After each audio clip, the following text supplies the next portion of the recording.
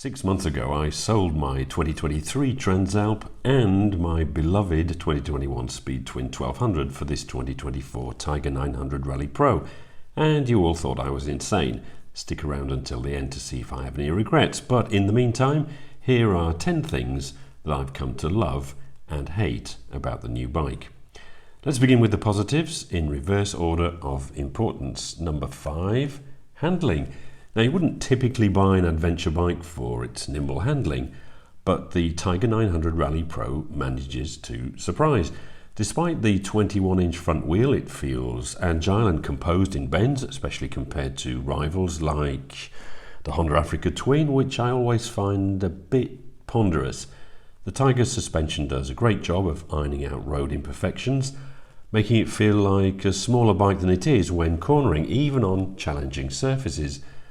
The bike's stability and grip on the road, combined with a relatively sharp rake to the front forks, mean it doesn't suffer from the bus-like steering of some other tall rounders, although I have to say that its tall stance does mean you are always aware that you're on an adventure bike. Number 4, everything fuel related. The fueling is spot on, no jerkiness, no having to feather the throttle at low speed, which is really good off-road.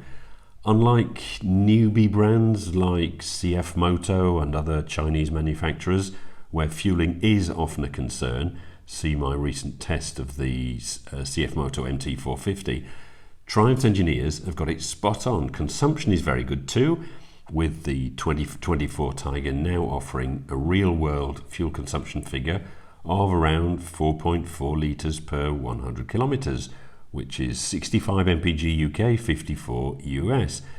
This means, in turn, that I can easily get 350 to 400 kilometres, 250 miles, from the fairly large 20-litre tank, even with quite spirited riding. Number 3, comfort. The Tiger 900 Rally Pro is like a recliner on wheels, well, as close as you can get on an ADV bike.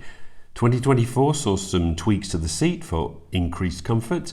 It's flatter, and with the fully adjustable suspension front and rear, you can pretty much dial in your perfect setup. Mrs. RM reports that she has more room than she did on the Honda Transalp that I was running last year, and the suspension is more compliant. The only slight blot on the canvas is the rather narrow windscreen, meaning that protection isn't the best, but it is at least adjustable while riding, so you can fiddle about with the height to find what works best for you. The Honda Transalp with its optional side deflectors was better, but overall the Tiger is the more comfortable of the two bikes. Number 2, the equipment. Now, if there's one thing the Tiger 900 Rally Pro does right, it's the standard equipment. It comes just about fully loaded with everything from cornering ABS, traction control, multiple riding modes, passive cruise control, a quick shifter, heated grips and seats, center stand, lower crash bars, and even a GoPro connection that doesn't work. More of that in the negatives. All I've done since I got the bike is fit some grip puppies and a quad lock mount. You also get a beautiful full color TFT dash, although that's a mixed blessing. More on that later. Number 1 favourite thing has to be the bike's sheer versatility. It's capable of doing just about everything from grocery runs to commutes to motorway mile munching to off-roading. The combination of its strong 3-cylinder engine, excellent suspension setup, and all the tech features makes the Tiger 900 a genuine all-rounder. It's the Swiss Army knife of adventure bikes, the Swiss Army knife of all bikes really, able to do a bit of everything really well. Right, on to the negatives. There aren't really that many, and I freely admit that most of these are first world problems. But anyway, number 5, the angle of the front fork. The relatively steep 24.4 degree rake of the front fork does make the bike a little bit twitchy off-road. It's not a deal breaker for me, as I don't venture off-road that much, but if you're planning to do some serious dirt riding, you'll find yourself wrestling the handlebars maybe more than on other bikes.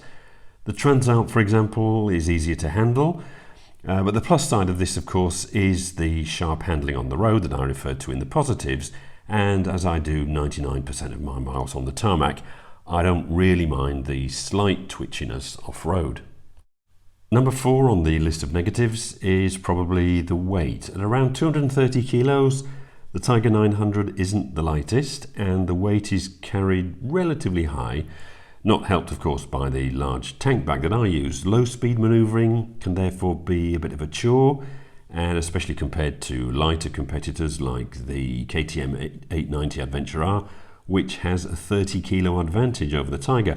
Now I'm 1.87 m or 6'2", and 95 kilos, which is about 210 pounds. So a reasonably big guy, but the Tiger does require concentration when I'm moving it around the garage.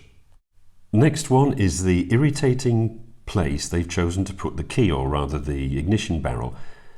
The key positioning is one of those quirks that make you wonder who thought it was a good idea. It's awkwardly placed too close to the rider, making it a hassle if you use a tank bag like me. I had to slightly modify my SW Motec Pro City bag so that I can slide it back and forth on its tank ring just to be able to access the key. And even then, it's not the easiest thing in the world. Triumph, if you're watching, please place the ignition barrel on the other side of the bars, like on the Transalp. Number 2 negative, price. It had to be on the list really, didn't it? Although I obviously knew about this before I bought it. But at over 17,000 euros, the Tiger 900 Rally Pro sits pretty much right at the upper end of the mid-size adventure bike market, thanks in large to all that equipment.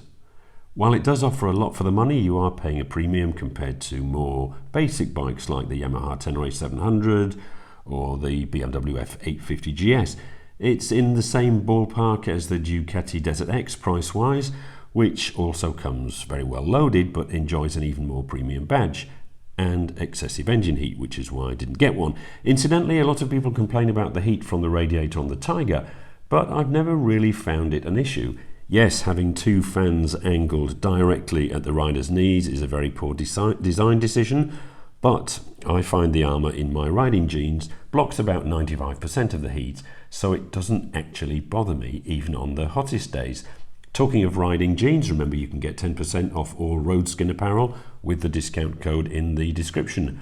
Most comfortable AAA rated riding jeans I've ever worn, and I use them every day. Right, number 1 irritation for me on the Tiger, and this is really the only serious or semi-serious negative for me, as it's very high on the "this would have been so simple to fix" scale. It's the dashboard. The big TFT display is beautiful to look at, and it's very legible even in the brightest Portuguese sunshine, but it's laggy, it's unintuitive to navigate, and the menu tree seems to have been designed by 3 different engineers who never compared notes. Some of the essential information, like the odometer for example, is hidden away in the service menu, which is downright dangerous to access during the ride. The fog lights on warning light is located in 3 random places depending on what other information you've chosen to display. The GoPro connectivity feature, a fun idea that as a YouTuber I was really looking forward to having, doesn't really work at all, and the display takes forever to boot up. I've learnt to switch the ignition on, then put on my gloves and helmet, so that when I've mounted the bike, it's usually just about ready to fire up.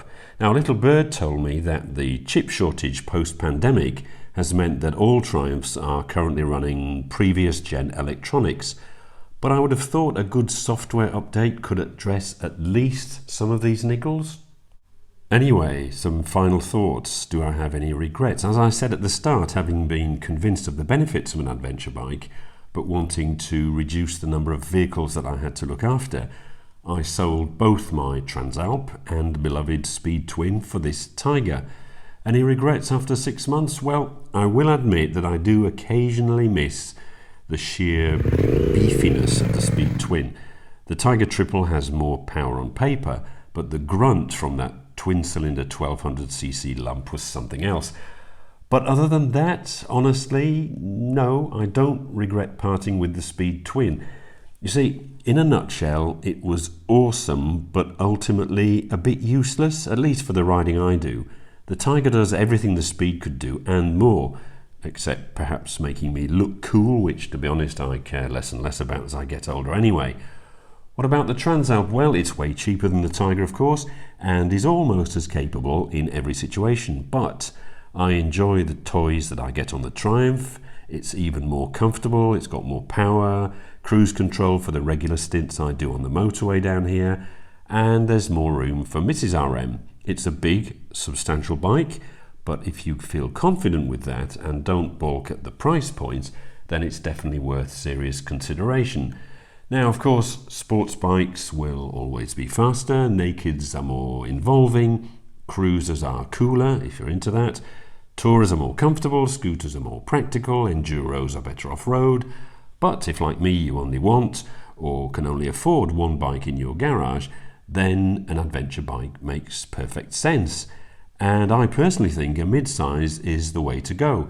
Lighter, sharper, cheaper than the full-size ADVs like the BMW R1300 GS, and there are more creature comforts and mile-munching ability than the small capacity bikes like the CF Moto 450 MT.